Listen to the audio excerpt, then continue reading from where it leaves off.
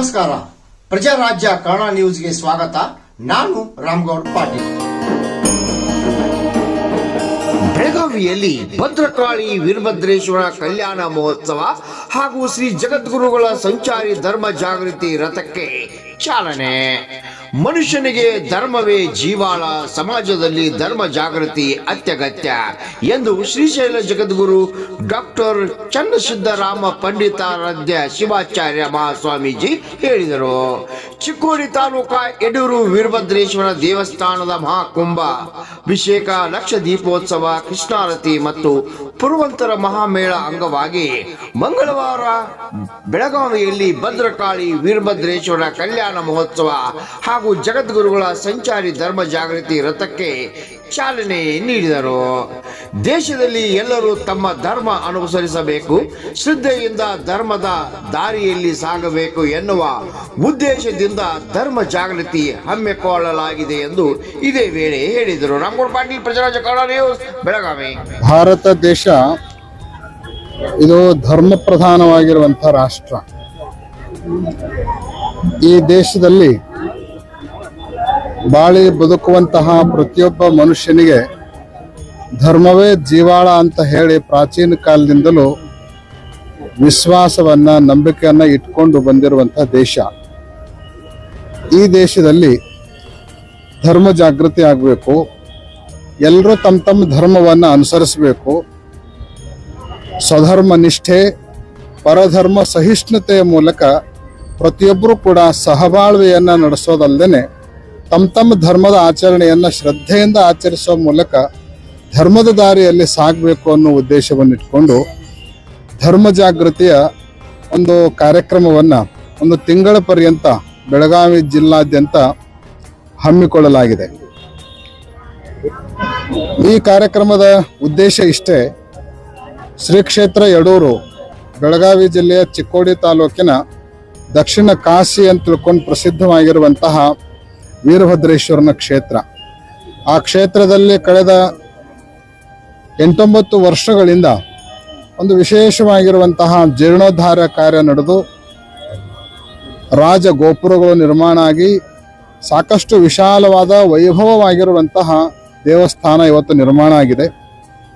ಆ ದೇವಸ್ಥಾನದ ಲೋಕಾರ್ಪಣೆ, ರಾಜಗೋಪುರಗಳ ಉದ್ಘಾಟನೆ, ಕಳಸಾರೋಹಣದ ಅಂಗವಾಗಿ ಒಂದು ಮಹಾ ಕುಂಭಾಭಿಷೇಕ ಕಾರ್ಯಕ್ರಮವನ್ನು ಬರುವ ಮಾರ್ಚ್ 1ರಿಂದ 6ರವರೆಗೆ ಹಮ್ಮಿಕೊಳ್ಳಲಾಗಿದೆ. ಅದಕ್ಕಿಂತಲೂ ಮುನ್ನ ಈ ಭಾಗದ ಭಕ್ತರ ಪ್ರತಿಯೊಂದು ಊರಿಗೆ ಸಾಧ್ಯ ಆದರೆ ಮನೆ ಮನೆಗೂ ಕೂಡ ಭೇಟಿಯನ್ನು ಕೊಟ್ಟು ಧರ್ಮ ಜಾಗೃತಿಯನ್ನು ಉಂಟು ಮಾಡಿ ಬೆಳಗಾವಿ ಜಿಲ್ಲಾದ್ಯಂತ ಇರುವಂತಹ ಎಲ್ಲ ಭಕ್ತರನ್ನು ಆ ಕಾರ್ಯಕ್ರಮಕ್ಕೆ ಆಹ್ವಾನಿಸುವ ಹಿನ್ನೆಲೆಯಲ್ಲಿ ಒಂದು ತಿಂಗಳದ ಧರ್ಮ ಜಾಗೃತಿ ಯಾತ್ರೆಯನ್ನು ಇವತ್ತಿನಿಂದ ನಾವು ಪ್ರಾರಂಭ ಮಾಡ್ತಾ ಇದ್ದೇವೆ. ಅದರ ಪೂರ್ವಭಾವಿಯಾಗಿ ಇದೀಗ ರಾಣಿ ಚೆನ್ನಮ್ಮ ವೃತ್ತದಿಂದ ಗಾಂಧಿ ಭವನದವರೆಗೆ ನಮ್ಮ ಎಲ್ಲ ಮಠಾಧೀಶರ ಸಾನ್ನಿಧ್ಯದಲ್ಲಿ ಈ ಭಾಗದ ಎಲ್ಲ ರಾಜಕೀಯ ಮುಖಂಡರ ಒಂದು ನೇತೃತ್ವದಲ್ಲಿ, ಮುಂದಾಳತ್ವದಲ್ಲಿ ಒಂದು ಸದ್ಭಾವನ ಪಾದಯಾತ್ರೆಯನ್ನು ನಾವು ಹಮ್ಮಿಕೊಂಡಿದ್ದೇವೆ. ಇದೀಗ ರಾಣಿ ಚೆನ್ನಮ್ಮ ಮೂರ್ತಿಗೆ, ಪುತ್ಥಳಿಗೆ ಹೂವಿನ ಹಾರವನ್ನು ಅರ್ಪಣೆ ಮಾಡೋದರ ಮೂಲಕ ಈ ಸದ್ಭಾವನ ಯಾತ್ರೆಯನ್ನು ಪ್ರಾರಂಭ ಮಾಡಿ ಗಾಂಧಿ ಭವನಕ್ಕೆ ಹೋಗಿ ಅಲ್ಲಿ ಭದ್ರಕಾಳಿ ವೀರಭದ್ರೇಶ್ವರರ ಒಂದು ಕಲ್ಯಾಣೋತ್ಸವವನ್ನು ನೆರವೇರಿಸಿ ಲೋಕ ಕಲ್ಯಾಣಕ್ಕಾಗಿ ಆ ದೇವತಾ ಕೃಪೆಯನ್ನು ಪಡೆದು ಈ ಧರ್ಮ ಜಾಗೃತಿ ಯಾತ್ರೆ ಲೋಕ ಕಲ್ಯಾಣಾರ್ಥವಾಗಿ ನಡೀತಾ ಇರೋಣದರಿಂದ ದೇವತಾ ಕೃಪೆ ಅದಕ್ಕೆ ಇರಲಿ ಅನ್ನುವಂಥ ಬೇಡಿಕೆಯನ್ನು ಮುಂದಿಟ್ಕೊಂಡು ಈ ಕಾರ್ಯಕ್ರಮವನ್ನು ಮಾಡಲಾಗ್ತಾ ಇದೆ. ಧರ್ಮ ಅಂದರೆ ಒಗ್ಗಟ್ಟಾಗಿ ಹೋಗೋದು, ಕೂಡ್ಕೊಂಡು ಹೋಗೋದು, ಪರಸ್ಪರ ಪ್ರೀತಿಯಿಂದ ಹೋಗೋದೇ ಧರ್ಮ. ಆ ಹಿನ್ನೆಲೆಯಲ್ಲಿ ಇವತ್ತು ಬೆಳಗಾವಿ ಜಿಲ್ಲೆಯಲ್ಲಿರುವಂತಹ ಗುರು ವಿರಕ್ತ ಎಲ್ಲ ಮಠಾಧೀಶರು ಕೂಡ ಈ ಪಾದಯಾತ್ರೆಯಲ್ಲಿ ಪಾಲ್ಗೊಳ್ತಾ ಇದ್ದಾರೆ. ನಾವೆಲ್ಲ ಒಂದಾಗಿ ಧರ್ಮವನ್ನು ಬೆಳೆಸೋದೇ ಧಾರ್ಮಿಕ ಮುಖಂಡರ ಒಂದು ಪ್ರಮುಖವಾಗಿರುವಂಥ ಗುರಿ. ಅದನ್ನು ಮಾಡಲಿಕ್ಕೆ ಇವತ್ತು ಚಾಲನೆಯನ್ನು ಕೊಡ್ತಾ ಇದ್ದಾರೆ. ಲಿಂಗ ದೀಕ್ಷೆ ಅದು ಧರ್ಮ ಜಾಗೃತಿಯ ಒಂದು ಪ್ರಮುಖವಾಗಿರುವಂಥ ಭಾಗ. ಕರ್ನಾಟಕದಲ್ಲಿ ವೀರಶೈವ ಲಿಂಗಾಯತರ ಸಂಖ್ಯೆ ಹೆಚ್ಚಿನ ಪ್ರಮಾಣದಲ್ಲಿರೋಣದರಿಂದ ಅವರೆಲ್ಲರೂ ಕೂಡ ಲಿಂಗವನ್ನು ಧರಿಸಿಕೊಂಡು ವಿರೂಪಾಕ್ಷ ಲಿಂಗನ ದೇವಸ್ಥಾನದ ಕಾರ್ಯಕ್ರಮಕ್ಕೆ ಬರಬೇಕು. ಮತ್ತು ನಮ್ಮ ಯುವಕರು ಇವತ್ತು ಅನೇಕ ವ್ಯಸನಗಳಿಗೆ ಬಲಿಯಾಗಿ ದುಶ್ಚಟಗಳನ್ನು ಅಳವಡಿಸಿಕೊಂಡು ತಮ್ಮ ಜೀವನವನ್ನು ಹಾಳು ಮಾಡ್ಕೊಳ್ತಾ ಇದ್ದಾರೆ. ಅಂಥ ಯುವಕರಿಂದ ದುಶ್ಚಟಗಳನ್ನು ಬಿಡಿಸಿ ವ್ಯಸನ ಮುಕ್ತರನ್ನಾಗಿಸಿ ಸನ್ಮಾರ್ಗದಲ್ಲಿ ಅವರು ಸಾಗೋದಕ್ಕೆ ಈ ಮೂಲಕ ಒಂದು ಪ್ರೇರಣೆಯನ್ನು ಕೊಟ್ಟು ಅವರೆಲ್ಲರಿಗೂ ಕೂಡ ಲಿಂಗ ದೀಕ್ಷೆಯನ್ನು ಉಚಿತವಾಗಿ ಕೊಡೋದರ ಮೂಲಕ ಧರ್ಮ ಜಾಗೃತಿಯನ್ನು ನೆರವೇರಿಸ್ತಾ ಇದ್ದೇವೆ.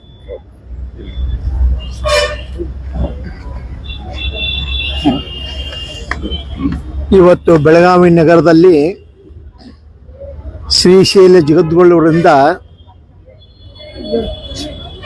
ಧರ್ಮ ಪ್ರಚಾರ ಕಾರ್ಯಕ್ರಮ ಅಂಗವಾಗಿ ಎಲ್ಲ ಮಠಾಧೀಶರ ಸಹಯೋಗದೊಂದಿಗೆ ಎಲ್ಲ ಭಕ್ತರ ರಾಜಕೀಯ ಮುಖಂಡರ ಸಹಯೋಗದೊಂದಿಗೆ ಇವತ್ತು ಜಗದ್ಗುರುಗಳ ಸಾನ್ನಿಧ್ಯದಲ್ಲಿ ಧರ್ಮ ಜಾಗೃತಿ ಪಾದಯಾತ್ರೆ ಉದ್ಘಾಟನೆ ಆಗ್ತಾ ಇದೆ.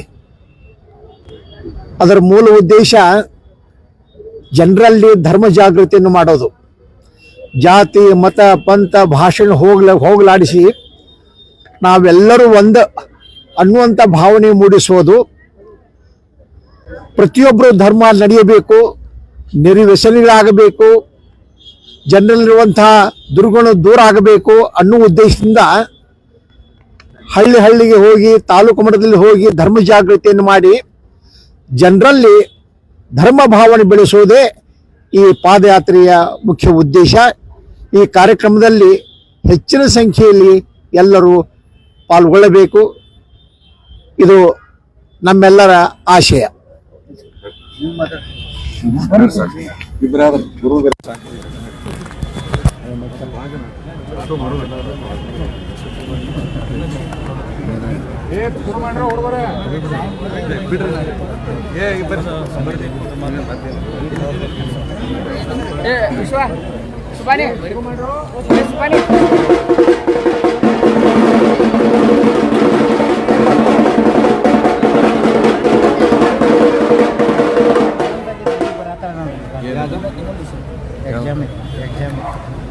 ಈಶ್ವರ್ ಖಂಡ್ರೆ ಅವರು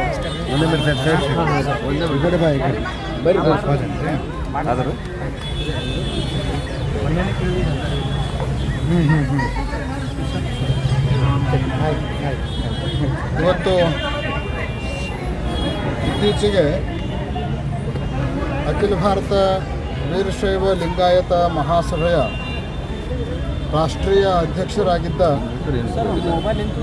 ಸನ್ಮಾನ್ಯ ಡಾಕ್ಟರ್ ಶಾಮನೂರು ಶಿವಶಂಕರಪ್ಪನವರು ಲಿಂಗೈಕ್ಯರಾದ ನಂತರ ಆ ಸ್ಥಾನ ತೆರವಾಗಿತ್ತು. ಇಲ್ಲಿಯವರೆಗೆ ಹಂಗಾಮಿ ಅಧ್ಯಕ್ಷರಾಗಿ ಆ ಕಾರ್ಯಭಾರವನ್ನು ನೆರವೇರಿಸ್ತಾ ಬಂದಿರುವಂತಹ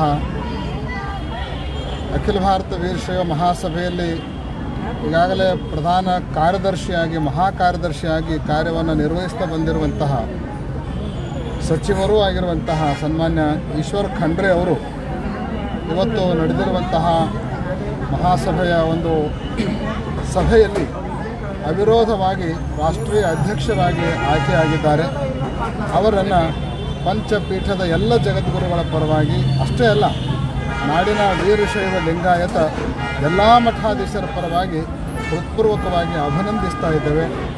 ಅವರ ಅವಧಿಯಲ್ಲಿ ಇವತ್ತು ಸಮಾಜ ಒಗ್ಗಟ್ಟಾಗಿ ಸಾಗಬೇಕು, ಸಮಾಜ ಉನ್ನತಿಯತ್ತ ಸಾಗಬೇಕು, ಯಾವುದೇ ಕವಲುದಾರಿಗೆ ಅವಕಾಶ ಇಲ್ಲದಂತೆ ಸಮಾಜವನ್ನು ಒಗ್ಗಟ್ಟಾಗಿ ತೆಗೆದುಕೊಂಡು ಹೋಗುವಂತಹ ಗುರುತರವಾಗಿರುವ ಜವಾಬ್ದಾರಿಯನ್ನು ಈಶ್ವರ್ ಖಂಡ್ರೆ ಅವರು ನಿರ್ವಹಿಸ್ತಾರೆ ಅನ್ನುವಂಥ ಒಂದು ವಿಶ್ವಾಸವನ್ನು ಭರವಸೆಯನ್ನು ಇಟ್ಕೊಂಡು ಅವರಿಗೆ ಎಲ್ಲ ಮಠಾಧೀಶರ ಪರವಾಗಿ ಹಾರ್ದಿಕವಾಗಿರುವಂಥ ಅಭಿನಂದನೆ. ಶಿವನ ತ್ರಿನೇತ್ರದಿಂದ ಜನಿಸಿ ದಕ್ಷ ಬ್ರಹ್ಮಣ ಸಂಹಾರ ಮಾಡಿ ಯಡೂರು ಕ್ಷೇತ್ರದಲ್ಲಿ ಲಿಂಗರೂಪಿಯಾಗಿ ನೆಲೆಸಿದಂಥ ಶ್ರೀ ವಿರೂಪಾಕ್ಷ ಲಿಂಗನಿಗೆ ಬಹುಬರ ಬೆಳೆದಿದ್ದು ರಾಚೋಟಿ ಬೆಳೆದಿದ್ದು ಹೋಮನಾಭಾದ ಸ್ಥಿರವಾದ ಕ್ಷೇತ್ರ ಎಡವೂರ ನವಬ್ರಹ್ಮದೊಳ ಮೇಲಾದ ದಕ್ಷ ಬ್ರಹ್ಮನ ಸ್ಥಿರವನ್ನೇ ಹರಿದು ಹೊರದ ತೆಲೆಗೆ ಕುರಿತಲೆ ನಿಟ್ಟದೊರೆ ಹೊರದ ತೆಲೆಗೆ ಕುರಿತಲೆ ನಿಟ್ಟದೊರೆ ನಿನಗಾರು ಸರಿಯೇ ಸರಿ ಎಂದವರ ಹಲ್ಲು ಮರಿಯೇ ಕರುಣಿಸೋ ಕರುಣಿಸೋ ಭದ್ರ ಕಾಳಿಯ ಮನೋಹರ ಎಳೂರು ಪುರದರಸ ವಿರೂಪ ವಿರೂಪಾಕ್ಷಲಿಂಗಾಯ ಶ್ರೀನಿವಾಸಾಯ ಕಡೆ ಕಡೆಯಲ್ಲ